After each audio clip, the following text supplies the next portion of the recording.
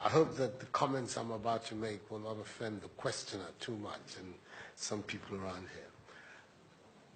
I think there is a fundamental misstatement of the issue in the question. We can no longer continue to make policy for ourselves, in our country, in our region, in our continent, on the basis of whatever support the Western world or France or the European Union can give us.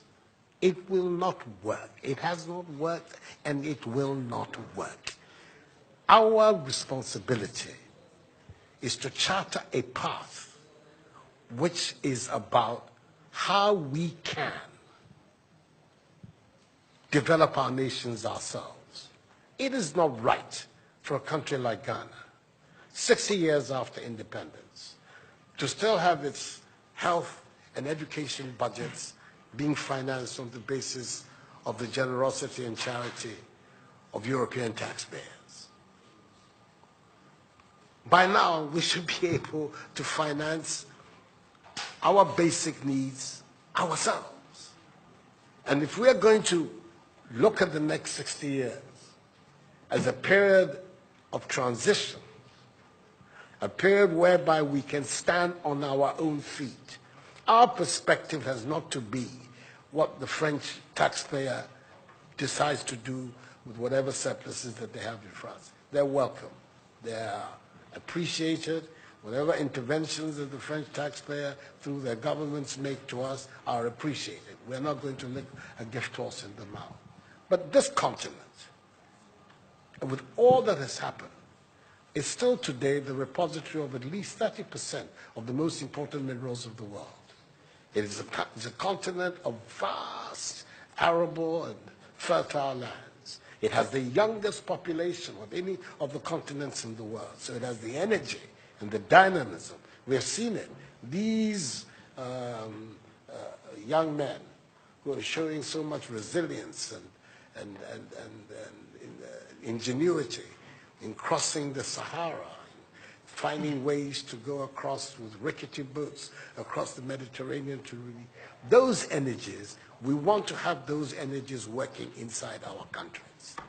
And we're going to have those energies working in our countries if we begin to build systems that tell the young people of our country that their hopes, their opportunity are right here with us.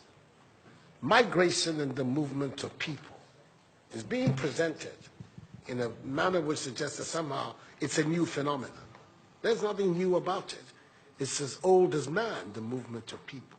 And it has always been linked to the same thing. The failure of where you are to provide you with an opportunity, so you move somewhere else. Those of you who are familiar with 19th century European history would know that the biggest wave of immigration in 19th century Europe, the latter part of it, came from Ireland and from Italy. Waves upon waves, generations of Italians and the Irish people left their countries to seek the American paradise, largely because Ireland was not working, Italy was not working. Today, you don't hear it. Italian young people are in Italy. Irish young people are in Ireland. We want young Africans to stay in Africa. And how are they? And it means that we have to get away from this mindset of dependence. This mindset about what can France do for us. France will do whatever it needs to do for its own sake.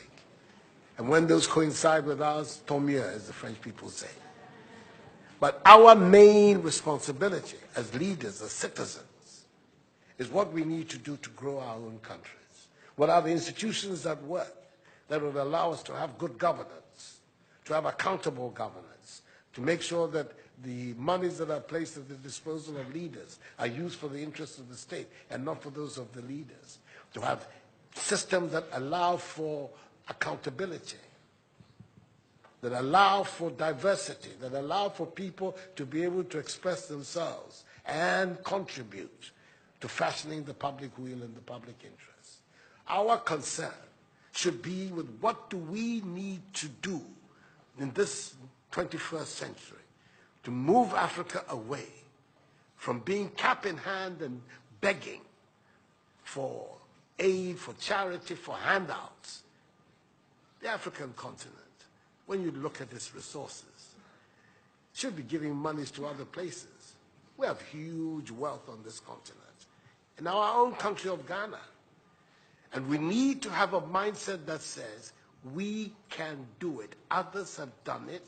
We can also do it. And once we have that mindset, we will see there's a liberating factor for ourselves. We keep talking about how it was that Koreans, Malaysians, Singaporeans, who got their independence at the same time as us. We're told of that at the time of Ghanaian independence, per capita Ghanaian income was higher than that of Korea. Today, Korea is part of the first world. So is Malaysia. So is Singapore. What happened? Why did they make that transition? And 60 years after independence, we are where we are. Those are the matters that should concern all of us as Africans, as Ghanaians. And not, when I say so with the greatest of respect to the French president, I think that the cooperation of France is something that I am, as you know, a strong friend of France. I am Francophone. So I don't have any difficulty with that. But I'm talking about our own propulsion, what we need to do to get our countries to work so that we can create the conditions that would allow our young people to forego this hazardous effort to get to Europe. They're not going there because they want to. They're going there because they don't believe they have any opportunities in our countries. So that should be our focus.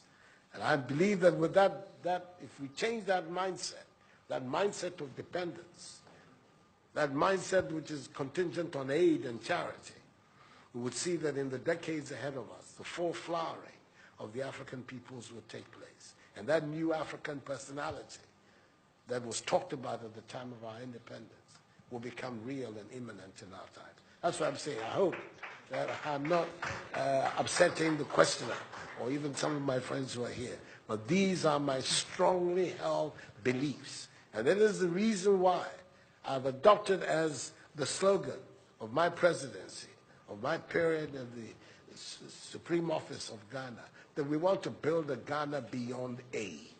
A Ghana which is independent, which is self-sufficient, that is capable of standing on its own feet and building its own life. We can do it if we have the correct mindset to do so. Mr. President, those are my contributions.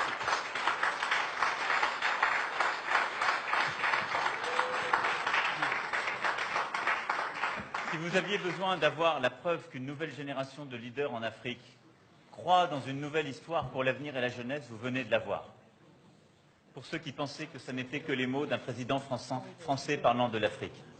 Il y a des leaders en Afrique qui veulent une nouvelle relation, qui veulent un avenir pour leur jeunesse dans leur pays, dans leur continent, qui le veulent parce que c'est ce qu'ils veulent écrire. Donc merci pour cela. So, no, we'll be here forever. We'll be here forever. He has a lot of ideas and a lot of very positive things to say. And as you can see, I have my own things to contribute as well. So, let's bring it to an end. We're going to, Mr. Macron left Abidjan after a hectic morning, has not had anything to eat.